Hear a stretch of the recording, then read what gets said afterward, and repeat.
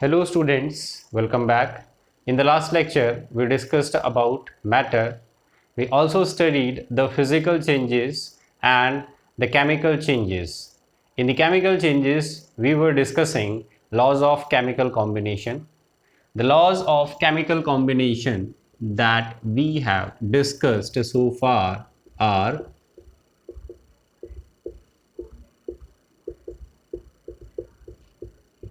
first law that we discussed was law of conservation of mass. So the statement of this law is that in any chemical reaction, mass of a reactant is equal to mass of product. This is the statement of this law. After that, we discussed second law. This was law of multiple proportion.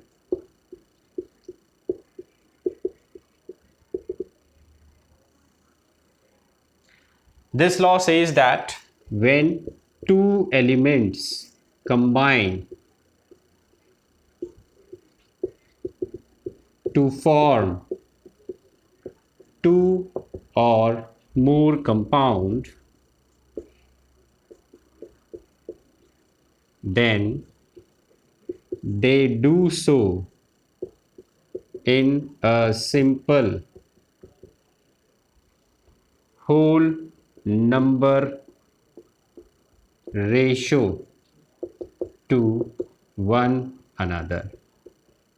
So we discussed some of the examples of these two laws. Now let me ask you a question and you have to give the answer that which law is followed in this question.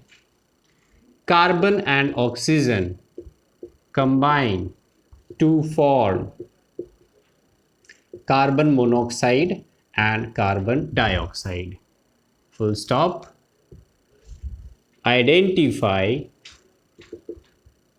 the law followed by these two elements. तो ऐसा question जो है वो आपसे पूछा जा सकता है. आपको चार ऑप्शंस जो है वो दे दिए जाएंगे यहाँ पर. Law of conservation of mass, ये फर्स्ट ऑप्शन रहेगा. Second is law of constant composition. ये लॉ अभी हमने पढ़ा नहीं है, लेकिन आपने 11th क्लास में इस लॉ के बारे में पढ़ा था. एक बार हम रिवाइज कर लेंगे. Third is law of multiple proportion and fourth is law of reciprocal proportion. आपको बताना है कि which is the correct answer. तो देखिए बच्चों, कार्बन और ऑक्सीजन आपस में कंबाइन कर रहे हैं. एक कंपाउंड इन्होंने बनाया कार्बन मोनोऑक्साइड, दूसरा कंपाउंड बना रहे कार्बन डाइऑक्साइड. यहाँ पर रेशियो कार्बन और ऑक्सीजन का क्या है 1:1, जबकि यहाँ पर है 1:2. तो जब भी दो एलिमेंट अलग अलग रेशियो में कंबाइन करके अलग अलग कंपाउंड्स की फॉर्मेशन करते हैं, then they always follow law of multiple proportion. तो इस तरीके का क्वेश्चन जो है वो आपसे पूछा जा सकता है एनडीए के एग्जाम के अंदर, which will be based on the second law that we have discussed, that is law of multiple proportion. अब देखिए हम थर्ड लॉ जो है वो उसको डिस्कस कर लेते हैं. दिस इज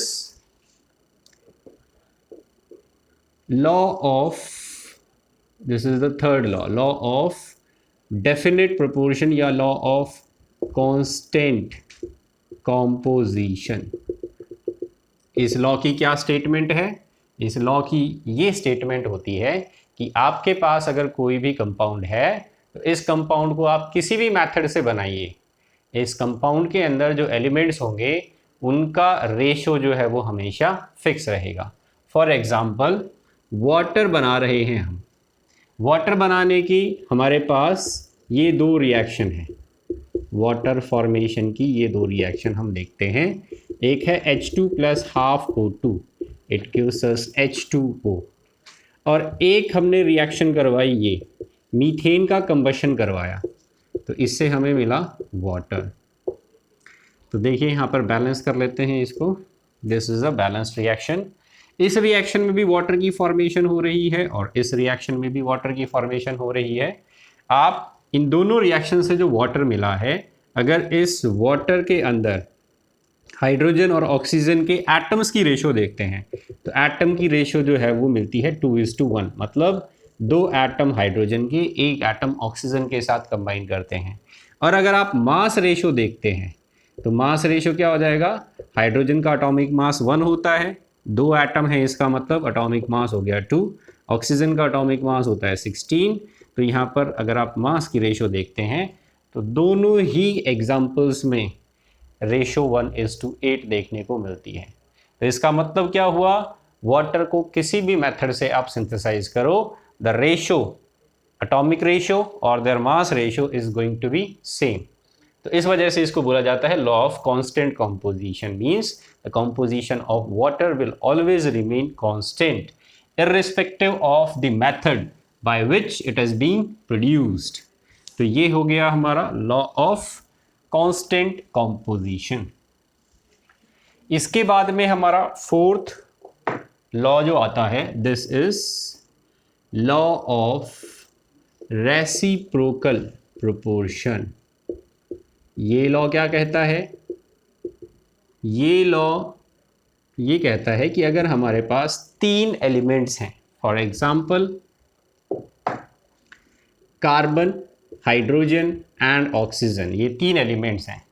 कार्बन हाइड्रोजन के साथ कंबाइन करके कंपाउंड बनाता है CH4, हाइड्रोजन ऑक्सीजन के साथ कंबाइन करके कंपाउंड बनाता है H2O एंड कार्बन ऑक्सीजन के साथ कंबाइन करके कंपाउंड बनाता है CO2। तो हाइड्रोजन और ऑक्सीजन 2 एलिमेंट जो आपस में कंबाइन करते हैं जिस रेशो में, तो यहाँ पर आप इसका एटॉमिक मास लिख लीजिए 2, ऑक्सीजन का 16। तो यहाँ पर इनकी रेशो क्या है कंबाइन करने की, अगर H2O बना रहे हैं तो ये, तो 2:16 मतलब 1:8। तो ये इनका कंबाइन करने का रेशो है हाइड्रोजन और ऑक्सीजन का आपस में। अब ये हाइड्रोजन और ऑक्सीजन कार्बन के साथ किस रेशो में कंबाइन कर रहे हैं, ये भी हमें बताना है। तो यहाँ पर हम देखते हैं हाइड्रोजन का एटॉमिक मास 4 आएगा, कार्बन का 12 आएगा, तो यहाँ पर रेशो क्या हो गई, यहाँ पर रेशो हो गई 4:12 मतलब 1:3। तो ये रेशो आई हाइड्रोजन और कार्बन की आपस में कंबाइन करने की। यहाँ पर देखिए कार्बन का एटॉमिक मास 12, ऑक्सीजन जो है वो 16 होता है, 16 × 2 दैट इज 32, 12:32। यहाँ पर रेशो कितनी आ जाएगी, यहाँ पर रेशो आ जाएगी 3:8। तो अब लॉ ऑफ रेसिप्रोकल प्रोपोर्शन क्या कहता है, लॉ ऑफ रेसिप्रोकल प्रोपोर्शन ये कहता है कि जब आप 4 और 32 का रेशो लेंगे और जब आप 2 और 16 का रेशो लेंगे, तो या तो ये रेशो जो है वो सेम आएगा या फिर कोई होल नंबर मल्टीपल होगा। तो जैसा कि हम देख रहे हैं यहाँ पर ratio is coming out to be same, तो ये फॉलो करता है लॉ ऑफ रेसिप्रोकल प्रोपोर्शन को। जो भी 2 एलिमेंट्स हम सेलेक्ट कर रहे हैं उनका आपस में कंबाइन करने का रेशो और तीसरे एलिमेंट के साथ कंबाइन करने का रेशो जो है वो या तो सेम आएगा या फिर जो है वो कोई होल नंबर मल्टीपल होगा। अगर ऐसा होता है तो ये लॉ फॉलो हो जाता है। तो हम इसकी स्टेटमेंट कैसे लिखेंगे, लॉ ऑफ रेसिप्रोकल प्रोपोर्शन की स्टेटमेंट कैसे लिखी जाती है, 2 elements which combine with one another to form a compound, and when they combine with third element to form another compound, then they bear a simple whole number ratio to one another। इसकी statement लिख देता हूं मैं, 2 elements which combine with one another and also with a third element to form other compounds, then the ratio in which they do so bear a simple whole number ratio. तो ये हो जाएगा इसका statement law of reciprocal proportion का। तो ये हो गए हमारे लॉज ऑफ केमिकल कॉम्बिनेशंस। अब देखो बच्चों, हमने लॉज ऑफ केमिकल कॉम्बिनेशंस जो हैं इनको डिस्कस कर लिया, और अभी मैंने आपको एक क्वेश्चन बताया था जिसमें किस तरीके से क्वेश्चन पुटअप किया जा सकता है इन लॉज का यूज करके। अब हम कुछ क्वेश्चंस जो हैं, हमने कल जो टॉपिक किया था और अभी जो हमने लॉज ऑफ केमिकल कॉम्बिनेशन को डिस्कस किया, इनके ऊपर बेस्ड कुछ क्वेश्चंस जो है वो डिस्कस कर लेते हैं जो हमारे प्रीवियस एग्जामिनेशंस के अंदर पूछे जा चुके हैं। तो हमने matter, classification of matter, physical changes and chemical changes, ये टॉपिक अभी तक कवर किया है। अब मैं आपको क्वेश्चंस प्रैक्टिस करा रहा हूँ इन टॉपिक से रिलेटेड जो आए हुए हैं। सबसे पहले क्वेश्चन आया एक, एयर इज अ, ऑप्शन दिए गए, element, compound, mixture, metal. Air is a element, element नहीं है क्योंकि एयर जो है वो क्या होती है, it is a mixture of gases. अब एयर का जो मिक्सचर होता है इसमें सबसे ज्यादा अबंडेंट गैस कौन सी होती है, nitrogen. That is 78% of the atmosphere is made up of nitrogen gas. ये बात आप ध्यान रख लेना। इससे भी एक क्वेश्चन पूछा गया, ऑक्सीजन का परसेंटेज कितना होता है, 21%। और रेस्ट ऑफ द गैसेस जो हैं, रेस्ट ऑफ दी गैसेस, अगर आप इन दोनों को ऐड कर लेते हो तो कितना आ जाता है, 99%। तो ये दो गैसेस ही हो गई। रेस्ट ऑफ दी गैसेस जो है वो 1% में लाई करती है। इसमें से भी अगर आप कार्बन डाइऑक्साइड जो देखते हैं तो वो आपको कितनी मिल जाएगी, ये मिल जाएगी 0.03% of atmosphere is made up of carbon dioxide gas. तो ये तीन गैसेस जो हैं इनकी आप परसेंटेज याद कर लेना। अब मैं आपको दो और क्वेश्चंस बताता हूं जो इस परसेंटेज से पूछे गए थे। एक क्वेश्चन तो यही हो गया, air is a mixture of gases. Second question, the most abundant gas in the atmosphere, in the atmosphere is oxygen, nitrogen, hydrogen, carbon dioxide. तो जैसा कि आपको परसेंटेज दिखाई दे रहा है, एक क्वेश्चन ये पूछा गया था आपके प्रीवियस पेपर्स के अंदर जब आप देखेंगे एनडीए में। तो most abundant gas in the atmosphere is nitrogen. Next, the second most abundant gas, ये क्वेश्चन पूछा गया, the second most abundant gas in the atmosphere is, तो क्या आ जाएगा, the second most abundant gas in the atmosphere is, तो answer आ जाएगा इसका oxygen gas is the second most abundant gas in the atmosphere. तो ये हो गया हमारा क्वेश्चन, जो एटमॉस्फेयर जो कि एक मिक्सचर ऑफ गैसेस होता है, और मिक्सचर हमने पढ़ा था मैटर के क्लासिफिकेशन के अंदर। तो यहां से अब देखिए एक और क्वेश्चन आया, brass is a mixture of, आपने पढ़ा होगा ब्रास, ब्रास किसको बोलते हैं, एक अलॉय होता है। ये क्वेश्चन पूछा गया प्रीवियस पेपर्स आप देखेंगे उसके अंदर। तो brass is a mixture of, किस किस का मिक्सचर होता है, copper plus iron, copper plus zinc, copper plus tin,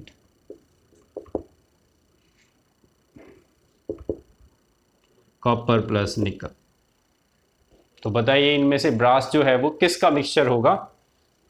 तो आपको दो अलॉयज जो हैं वो आपको 9th और 10th क्लास से ही पढ़ाए जा रहे हैं, कॉपर के अलॉयज होते हैं ये, और डेली लाइफ में इनको बहुत ज़्यादा यूज़ किया जाता है। This is brass and bronze. Brass is an alloy of copper and zinc, whereas bronze is an alloy of copper and tin. आपसे ब्रास पूछा गया था किसका मिक्सचर होता है, correct answer will be copper and zinc. अब देखिए next question. Next question पूछा गया एलिमेंट से। क्वेश्चन था oxygen gas is first atom, molecule, compound, element। Options दिए गए। फर्स्ट ऑप्शन ओनली वन या फिर A. Second option both B and C। Third option both B and D। Fourth both C and D। तो बताओ oxygen gas जो है, oxygen gas को हम कैसे लिखते हैं, O2 gas. Now O2 gas ये एक एलिमेंटल फॉर्म होती है, साथ साथ ये एक मॉलिक्यूल भी है। तो correct option will be B and D. Oxygen gas is having a molecule and it is the elemental form, मतलब जिस फॉर्म में ऑक्सीजन गैस एटमॉस्फेयर में या नेचर में एग्जिस्ट करती है। तो ये हो गया हमारा next question. Oxygen gas is a molecule as well as it is an elemental form of oxygen. अब हम चलते हैं एक और क्वेश्चन पे। Mixture of sugar in water is। Option दिए आपको, it is a heterogeneous compound, D homogeneous compound, C heterogeneous mixture, D homogeneous mixture। तो देखो बच्चों, शुगर और वाटर का जो सॉल्यूशन है, जो मिक्सचर है, वो पूछ रहा है कि क्या होगा इनमें से। तो आपने कल के लेक्चर में अगर देखा हुआ एग्जाम्पल हमने लिया था, जब भी हम पानी को और शुगर को डिज़ोल्व करते हैं तो डिज़ोल्व होने के बाद ये एक सॉल्यूशन बना लेते हैं, जिस सॉल्यूशन की कॉम्पोजिशन जो है वो कैसी होती है, होमोजीनियस। तो basically it is a homogeneous solution, या फिर हम ये कह सकते हैं it is a homogeneous mixture. तो ये रहेगा इसका करेक्ट आंसर, मिक्सचर या फिर solution of sugar in water. आपसे यहाँ पर सॉल्यूशन टर्म भी लिख के पूछा जा सकता है, solution of sugar in water is, so it is a homogeneous mixture. चलिए एक और क्वेश्चन देखते हैं। सल्फर इज अ,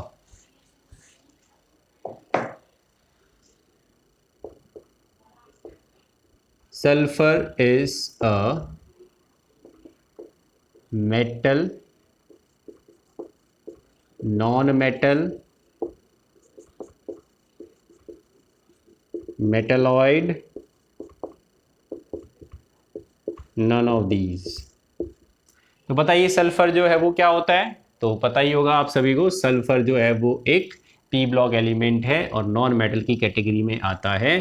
फॉर्मूला क्या होता है, नेचुरली जो सल्फर एग्जिस्ट करता है that has formula of S8, और इसकी S8 जब मॉलिक्यूलर फॉर्म होती है तब इसका स्ट्रक्चर कैसा होता है, it has a crown shaped, crown shape होती है इसकी। कैसे बनाते हैं इस क्राउन शेप को, इस तरीके से बनाई जाती है क्राउन शेप ऑफ सल्फर।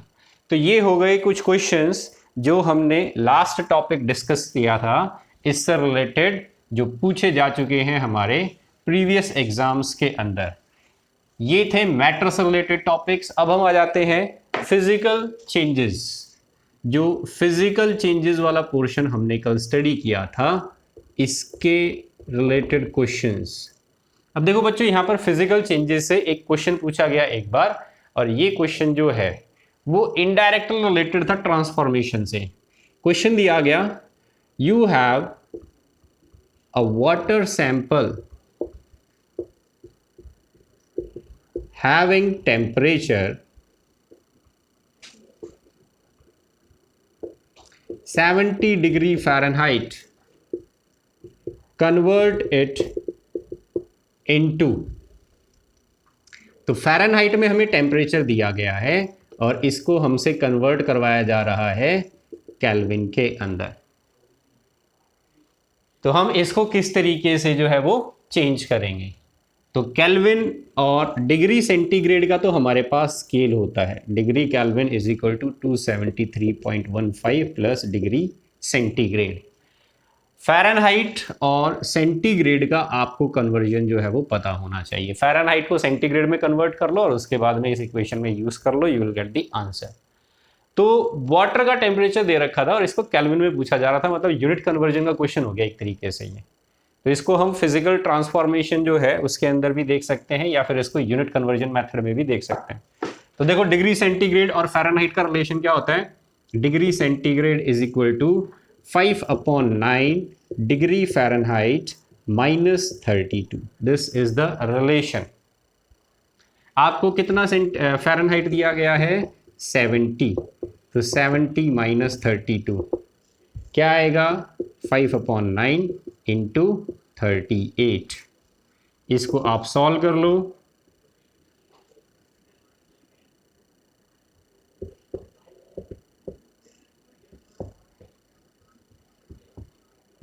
तो 21.11 डिग्री सेंटीग्रेड जो है वो आ जाएगा आंसर। इसको यहां पर हम यूज कर लेते हैं, 21.11 डिग्री सेंटीग्रेड। तो ये आ गया हमारा केल्विन में answer. This will be equal to 294.26 degree kelvin. तो ये हो गया हमारा क्वेश्चन जो यूनिट कन्वर्जन से रिलेटेड था, जिसमें वाटर का यूज़ किया गया। चलिए अब हम चलते हैं केमिकल चेंजेस के क्वेश्चंस की तरफ, जो हमने पोर्शन डिस्कस किया। इससे रिलेटेड क्वेश्चंस जो पूछे गए पेपर के अंदर। क्वेश्चन ये पूछा गया कि you have the following chemical reaction CH4 plus O2, it gives us CO2 plus H2O. So this was the reaction that was given to us. हमें ये बताना है कि इस रिएक्शन के अंदर किस एलिमेंट का ऑक्सीडेशन हुआ और किस एलिमेंट का रिडक्शन हुआ। मतलब एक तरीके से ये केमिकल चेंज का क्वेश्चन था, जिसमें रिडॉक्स रिएक्शन जो है वो गिवन थी, और हमसे ये पूछा जा रहा है कि ये बताइए कितने कौन कौन से एलिमेंट ऑक्सीडाइज हो रहे हैं और कौन कौन से एलिमेंट रिड्यूस हो रहे हैं। तो टाइप ऑफ रिएक्शंस अगर आपको पता है, एडिशन ऑफ हाइड्रोजन कहीं पर भी अगर होता है तो इसका मतलब रिडक्शन, या फिर रिमूवल ऑफ ऑक्सीजन अगर कहीं पर होता है तो मतलब reduction.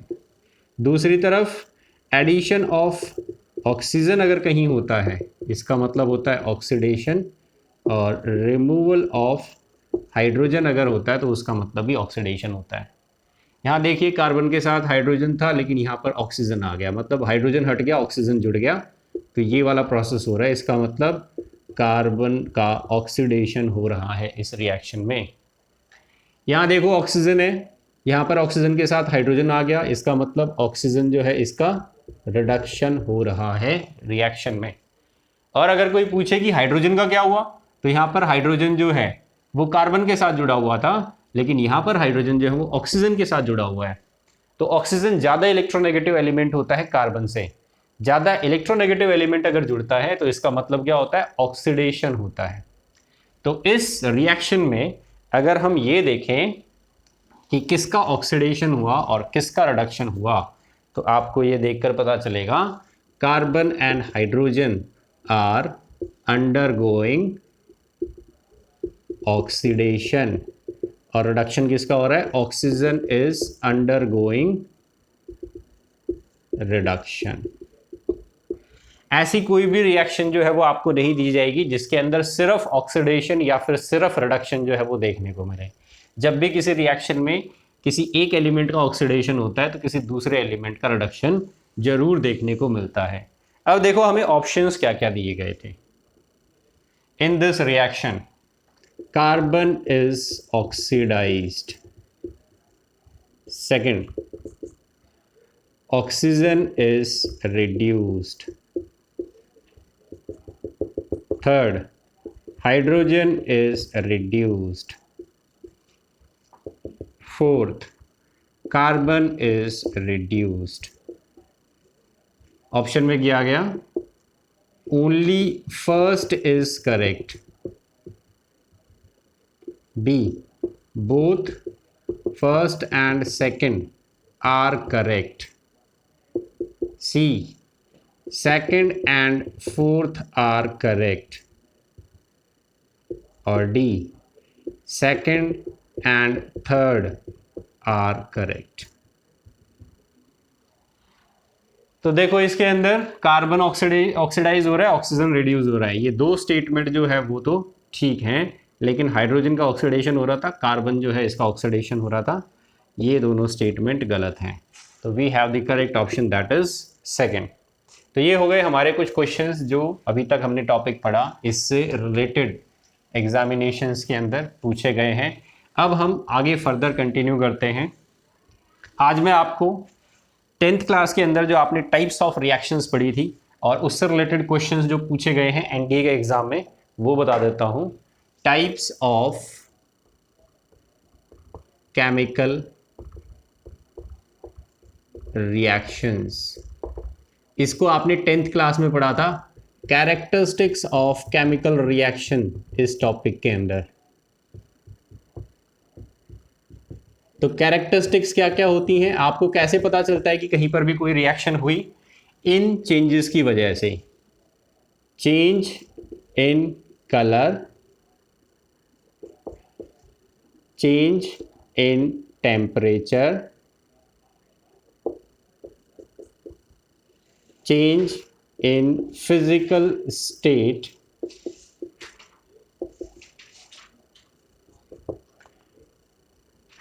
change in order,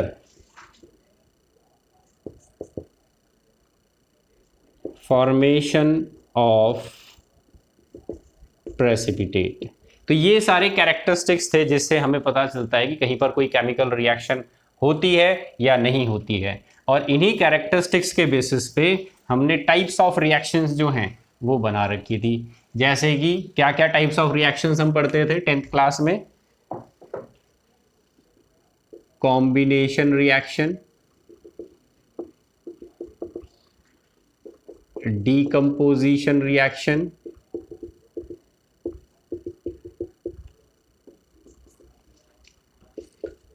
displacement reaction,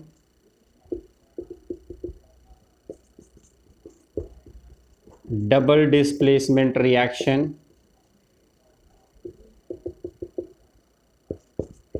and redox reaction. तो ये सारी रिएक्शंस जो हैं वो हमने 10th क्लास में पढ़ी थी। अब हम एक एक करके इनको जो है वो रिवाइज करेंगे। सबसे पहले बात करते हैं कॉम्बिनेशन रिएक्शन की। वो केमिकल रिएक्शंस जिसमें दो रिएक्टेंट आपस में कंबाइन होकर एक सिंगल प्रोडक्ट की फॉर्मेशन कर लेते हैं, they are called combination reaction. For example carbon plus oxygen it gives us CO2। तो दो चीजें थी, दो एलिमेंट्स थे, इन्होंने आपस में कंबाइन करके क्या बनाया, एक सिंगल प्रोडक्ट की फॉर्मेशन की। तो this is a combination reaction. Sulphur को जब हम जलाते हैं तो सल्फर डाइऑक्साइड गैस बनती है, तो दो रिएक्टेंट एक single product, this is a combination reaction. Calcium oxide को जब हम वाटर में डिसॉल्व करते हैं तो कैल्शियम हाइड्रोक्साइड बनता है, तो यहाँ पर भी दो अलग अलग रिएक्टेंट है, एक सिंगल प्रोडक्ट बन गया, दिस इज कॉम्बिनेशन रिएक्शन। तो all these are examples of combination reaction. अब हम आ जाते हैं डीकम्पोजिशन रिएक्शन पे। डीकम्पोजिशन रिएक्शन कॉम्बिनेशन का जस्ट अपोजिट होता है। यहाँ पर क्या होगा, यहाँ पर आपके पास कोई एक रिएक्टेंट होगा जो डीकम्पोज होने के बाद दो या दो से ज़्यादा एलिमेंट्स या फिर कंपाउंड्स में ब्रेक हो जाएगा, then it is called decomposition reaction. तो आपके पास सिंगल रिएक्टेंट जो है वो ब्रेक हो जाता है on carrying out by decomposition using this method. अब डीकम्पोजिशन किस तरीके से आप करवा रहे हो उसके बेसिस पे तीन टाइप थे। एक तो था थर्मल डीकम्पोजिशन, जिसमें हम हीट करते हैं किसी चीज़ को और वो डीकम्पोज हो जाती है, तो यहाँ पर हम हीट का यूज़ करते हैं। सेकंड आ जाता है सनलाइट या फोटोलाइटिक डीकम्पोजिशन। फोटोलाइटिक डीकम्पोजिशन, यहाँ हम यूज़ करते हैं सनलाइट का या लाइट रेडिएशंस का। और तीसरा होता है इलेक्ट्रोलाइटिक डीकम्पोजिशन, यहाँ पर हम इलेक्ट्रिक करंट का यूज़ करते हैं डीकम्पोज करने के लिए। तो तीन तरीके से डीकम्पोजिशन हम करवा सकते हैं। अब इनका एक एक करके एग्जाम्पल देख लेते हैं। थर्मल डीकम्पोजिशन का अभी मैंने लिखा ही था। जब आप हीट का यूज़ करते हो किसी चीज़ को डीकम्पोज करने के लिए, then it is called thermal decomposition reaction. Heat will be used. Example is CaCO3. On heating it produces CaO plus CO2 gas. ये बन गया क्विकलाइम और ये है लाइमस्टोन। इसके बाद आते हैं फोटोलाइटिक डीकम्पोजिशन, मतलब जहाँ पर हम सनलाइट का यूज़ करते हैं।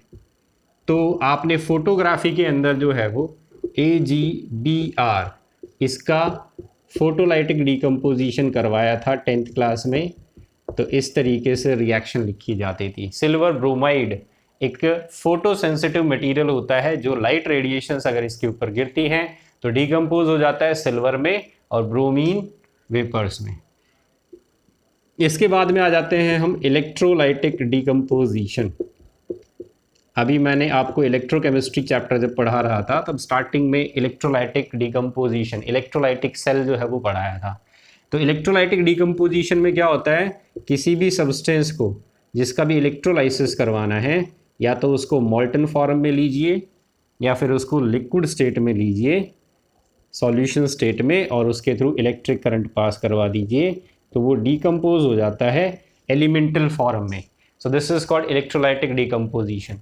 तो ये एग्जाम्पल हो गया, वाटर का इलेक्ट्रोलाइसिस जब हम कराते हैं हाइड्रोजन और ऑक्सीजन गैस की फॉर्मेशन हो जाती है। So this is decomposition reaction and it's 3 types. तो ये हो गया। अब इसके बाद में हम आते हैं डिस्प्लेसमेंट रिएक्शन पे। तो डिस्प्लेसमेंट रिएक्शन जो है वो बेस्ड है हमारी रिएक्टिविटी सीरीज के ऊपर। डिस्प्लेसमेंट और double displacement reaction they are based on reactivity series.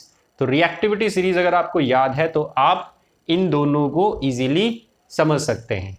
और यहाँ से क्वेश्चन जो है वो प्रीवियस पेपर्स में आ चुका है।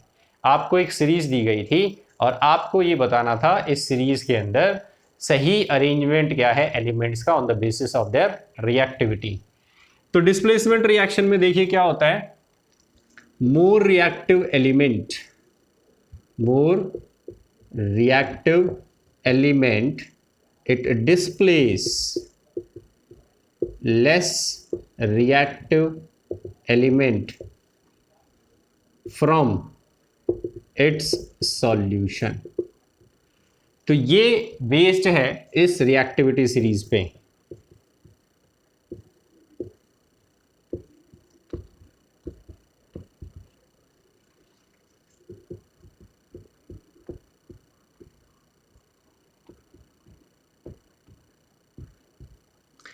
शुरुआत होती है पोटेशियम से।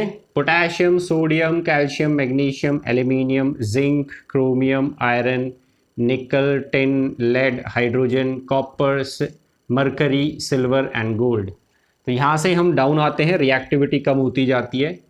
इसके बाद में ये वाली लाइन जो है वो यहाँ पर आती है इसके नीचे।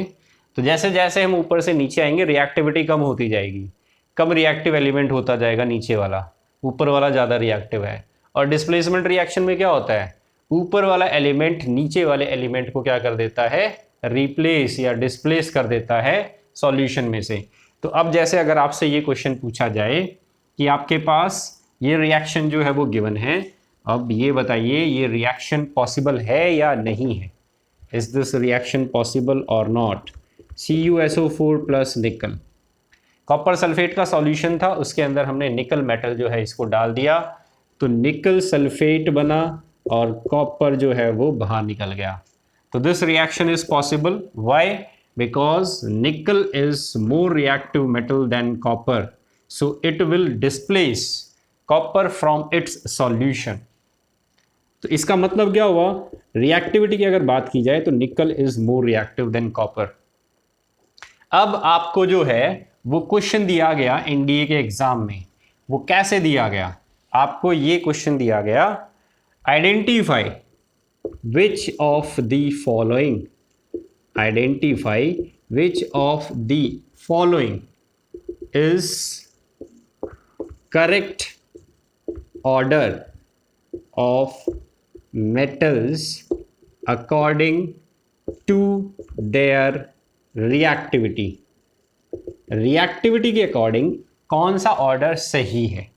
First option, calcium is greater than aluminium is greater than chromium is greater than tin is greater than nickel. Second option, aluminium is greater than chromium is greater than iron is greater than lead is greater than copper. Third option, zinc is greater than magnesium is greater than calcium is greater than iron is greater than lead, और इसी तरीके से एक और option बना दिया। तो आपको अगर रिएक्टिविटी सीरीज याद है तो आप इस ऑर्डर को एक्सप्लेन कर पाएंगे कि which is the correct order.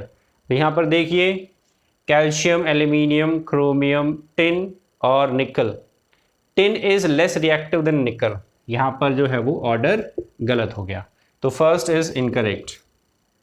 Second में देखिए, aluminium, chromium, iron, lead and copper, तो यहाँ पर एलिमेंट्स जो हैं वो डिक्रीजिंग ऑर्डर में अरेंज्ड हैं, so this is the correct order. यहाँ देखिए, zinc is more reactive than magnesium, not, reactivity series में मैग्नीशियम ज़्यादा रिएक्टिव होता है, जिंक कम रिएक्टिव होता है, तो दिस इज ऑल्सो इनकरेक्ट। तो इस तरीके से आपको रिएक्टिविटी ऑर्डर का क्वेश्चन देखने को मिलेगा प्रीवियस पेपर्स जब आप देखेंगे उठा के। तो डिस्प्लेसमेंट रिएक्शन में जहां पर हम रिएक्टिविटी सीरीज का यूज करते हैं वहां से इस तरीके का क्वेश्चन जो है वो बन सकता है। तो ये हो गया डिस्प्लेसमेंट रिएक्शन और उससे रिलेटेड क्वेश्चन जो पूछा गया प्रीवियस पेपर के अंदर जो रिलेटेड था रिएक्टिविटी सीरीज से। डबल डिस्प्लेसमेंट रिएक्शन जो है उसमें क्या होता है, डबल डिस्प्लेसमेंट रिएक्शन, यहां पर आपको रिएक्टिविटी सीरीज का उतना यूज देखने को नहीं मिलेगा, क्योंकि आपके पास दो अलग अलग मेटल्स की सॉल्यूशन होगी, दोनों में से कोई एक मेटल तो रिएक्टिव ज़्यादा होगा ही, तो जो ज़्यादा रिएक्टिव होगा वो दूसरे मेटल को डिस्प्लेस कर देता है। तो यहाँ पर रिएक्टिविटी सीरीज की ज़रूरत नहीं पड़ती, मोर reactive metal displace less reactive metal from its solution. Example, ZnCl2 plus CuSO4, तो क्या होगा, zinc is more reactive than copper, zinc copper की जगह आ जाएगा और कॉपर जो है वो जिंक की जगह चला जाएगा, तो रिएक्शन हो जाएगी ये। तो this is an example of double displacement reaction. अब आ जाते हैं हम नेक्स्ट रिएक्शन पे, दैट इज रेडॉक्स रिएक्शन। यहां से क्वेश्चन जो है वो बन सकते हैं। रेडॉक्स रिएक्शन का मतलब क्या होता है, reaction in which oxidation and reduction take place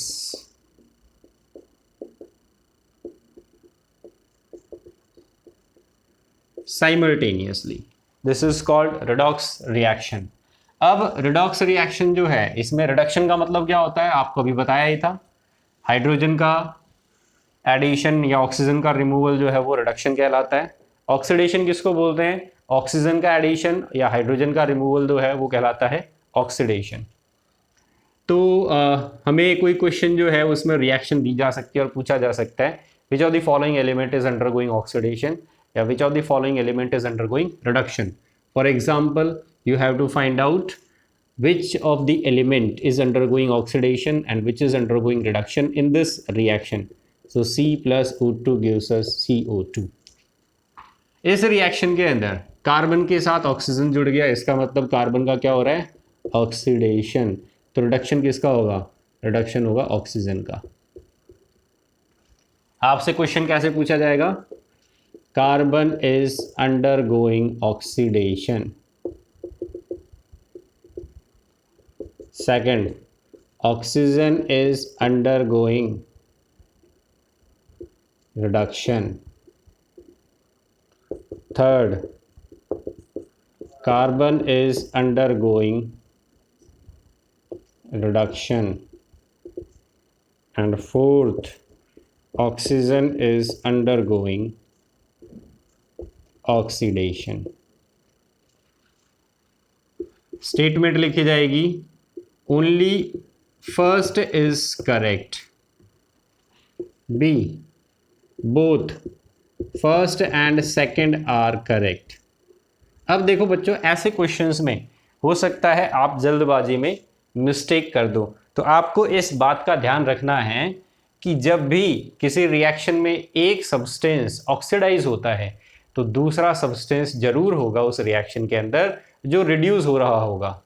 अब आप ये कहोगे कि सर हमें ये तो कैसे पता चला कि ऑक्सीजन जो है उसका रिडक्शन हो रहा है, कभी हमने ये तो पढ़ा ही नहीं कि कार्बन के एडिशन से जो है वो रिडक्शन हो जाता है।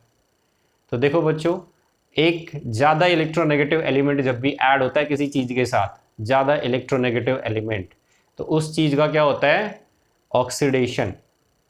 तो कार्बन और ऑक्सीजन में से कार्बन की इलेक्ट्रोनेगेटिविटी कितनी होती है, 2, ऑक्सीजन की कितनी होती है, 3.5। तो ऑक्सीजन ज़्यादा इलेक्ट्रोनेगेटिव है कार्बन से, तो ऑक्सीजन जब कार्बन के साथ जुड़ा तो इसका क्या हो गया, oxidation, more electronegative element is added. लेकिन अगर एक कम इलेक्ट्रोनेगेटिव एलिमेंट किसी एलिमेंट के साथ जुड़ जाए जिसकी खुद की इलेक्ट्रोनेगेटिविटी ज़्यादा है, तो उसका हम क्या बोलते हैं, रिडक्शन। ये स्टेटमेंट भी आप लिख सकते हैं और इसको याद रख सकते हैं कि कार्बन एक कम इलेक्ट्रोनेगेटिव एलिमेंट था, ऑक्सीजन के साथ जुड़ गया, इस वजह से ऑक्सीजन जो है हम ये कहेंगे कि उसका रिडक्शन हो रहा है। तो इस क्वेश्चन में 2 सही आंसर हैं, फर्स्ट और सेकंड। तो आपका both first and third are correct. तो B option will be correct, first और सेकंड दोनों ही स्टेटमेंट ठीक हैं। ऑक्सीजन का रिडक्शन हो रहा है, कार्बन का ऑक्सीडेशन हो रहा है। तो ये हो गया हमारा क्वेश्चन जो बेस्ड है रेडॉक्स रिएक्शन पे।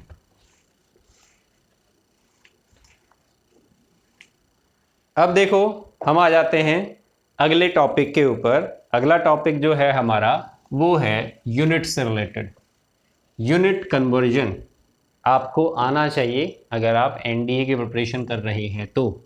Unit and unit conversion.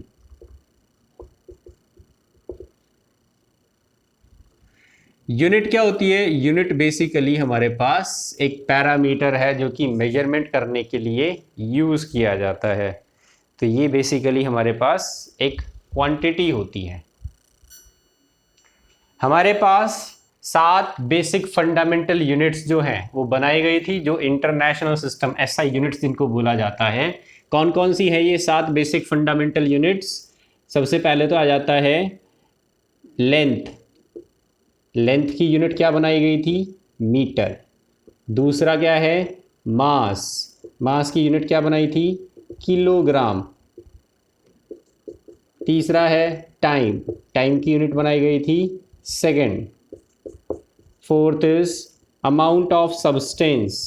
इसकी यूनिट क्या बनाई गई थी, mole. Fifth is current. Current की यूनिट क्या है, ampere. Sixth is luminous intensity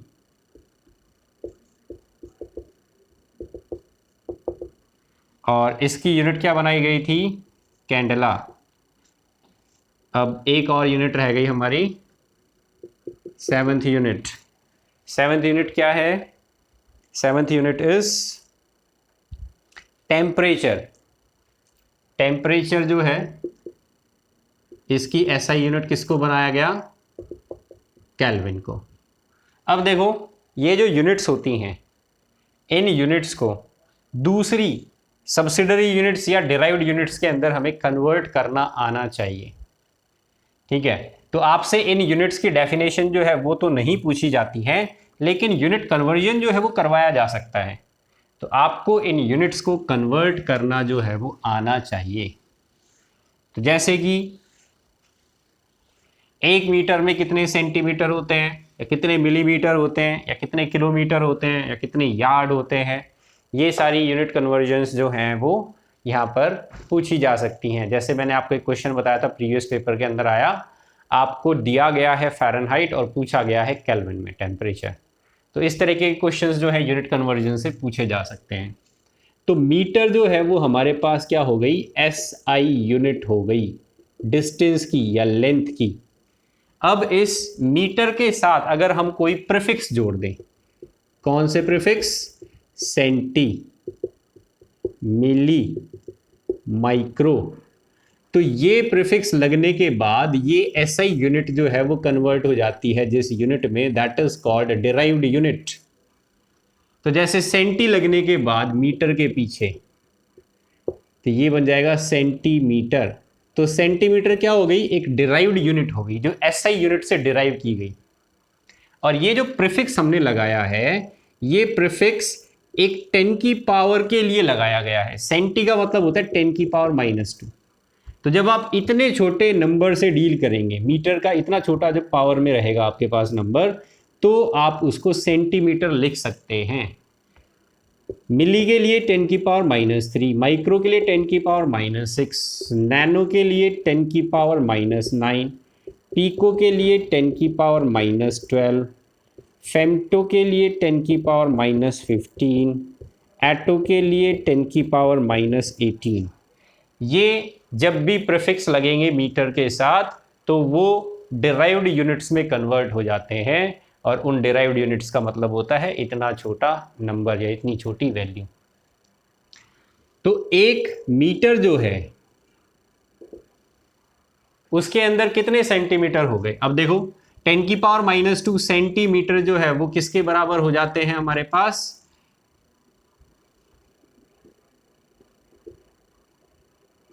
10 की पावर 2 सेंटीमीटर। 1 मीटर 10 की पावर 2 सेंटीमीटर के बराबर है, तो 1 सेंटीमीटर में 10 की पावर -2 मीटर हो गए।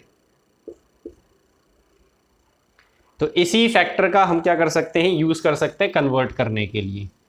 अब मिलीमीटर जब अगर देखते हैं तो 1 मीटर में कितने मिलीमीटर हो जाता है, 10 की पावर 3 मिलीमीटर। तो मिली बेसिकली एक प्रीफिक्स था जो लगाया गया मीटर के साथ, और जिसका मतलब हो जाता है मिलीमीटर का मतलब 10 की पावर -3 मीटर। तो यहीं से 1 मिलीमीटर जो है वो किसके बराबर आ गया, 10 की पावर -3 मीटर के बराबर। तो ये प्रीफिक्स जिस भी यूनिट के साथ हम लगाते हैं उसके साथ ये नंबर जो है वो एसोसिएट हो जाता है। These are called derived units. Kilogram की जब हम बात करते हैं तो देखो किलोग्राम जो है इसके अंदर ऑलरेडी किलो जो कि एक प्रीफिक्स है वो लगाया जा चुका है। तो प्रीफिक्स ऑलरेडी लग चुका है, तो हम किलोग्राम के साथ जो है वो बाकी जो प्रीफिक्स हैं उनका यूज नहीं करते। बाकी प्रीफिक्स लगाए जाते हैं ग्राम के साथ। तो जैसे मिलीग्राम, यहां पर एसआई यूनिट ग्राम तो नहीं है, एसआई यूनिट तो किलोग्राम है, लेकिन प्रीफिक्स जो है वो ग्राम के साथ लगा रखा है हमने, क्योंकि हमने जो एसआई यूनिट बनाई है ऑलरेडी उसके अंदर क्या आ चुका है, एक प्रीफिक्स। तो एसआई जब यूनिट्स बनाई गई तब ये बोला गया कि 2 प्रीफिक्स एक साथ किसी यूनिट के साथ ऐड नहीं हो सकते, इसीलिए हम किलोग्राम के साथ मिली या माइक्रो या नैनोग्राम जो है वो नहीं लगाते। तो हमने ग्राम के साथ जो है वो प्रीफिक्स को ऐड कर रखा है। तो मिलीग्राम जो है इसका मतलब क्या हो गया, 10⁻³ ग्राम। किलोग्राम का मतलब क्या हो गया, किलो का मतलब होता है 10⁻³ ग्राम, मतलब 1000 ग्राम।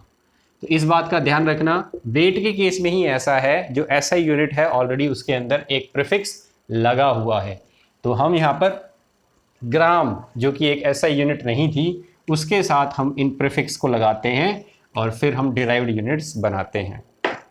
टेम्परेचर का कन्वर्जन डिग्री सेंटीग्रेड जो है वो 5/9 डिग्री फ़ारेनहाइट -32 के बराबर होता है। इसको अगर आप उल्टा भी करना चाहें तो 9/5 डिग्री सेंटीग्रेड +32 ये बन जाएगा। और अगर केल्विन निकालना है आपको तो 273.15 प्लस डिग्री सेंटीग्रेड ये बन जाएगा।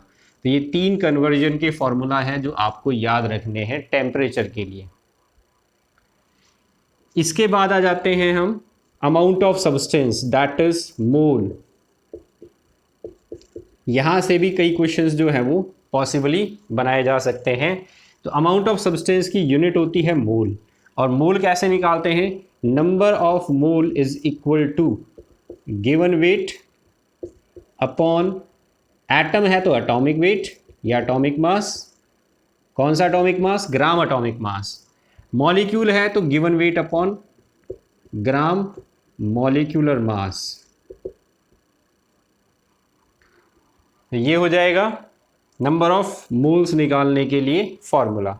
अब इसके क्वेश्चन जो है वो आपने प्रैक्टिस किए ही हैं, 11th क्लास में भी प्रैक्टिस किए थे, 12th क्लास के अंदर भी प्रैक्टिस किए हैं। नंबर ऑफ मोल्स, एक क्वेश्चन दे देता हूं आपको, calculate number of moles of hydrogen present in 4 gram of hydrogen gas. 4 gram hydrogen gas है, इसमें बताइए नंबर ऑफ मोल्स कितने होंगे हाइड्रोजन के। तो नंबर ऑफ मोल्स कैसे निकालते हैं, गिवन वेट अपॉन ग्राम। हाइड्रोजन गैस का फॉर्मूला क्या होता है, H2। H2 का मतलब क्या हो गया, मॉलिक्यूल। तो यहाँ पर ग्राम मॉलिक्यूलर मास लिया जाएगा, दैट इज 2 ग्राम। तो ये आप निकालोगे 2 moles of H2 gas are present. तो इस तरीके से आपको यूनिट कन्वर्जन जो है उससे क्वेश्चन दिए जा सकते हैं। तो आप इन टॉपिक्स को जो है वो प्रिपेयर कर लेना। That's all for today.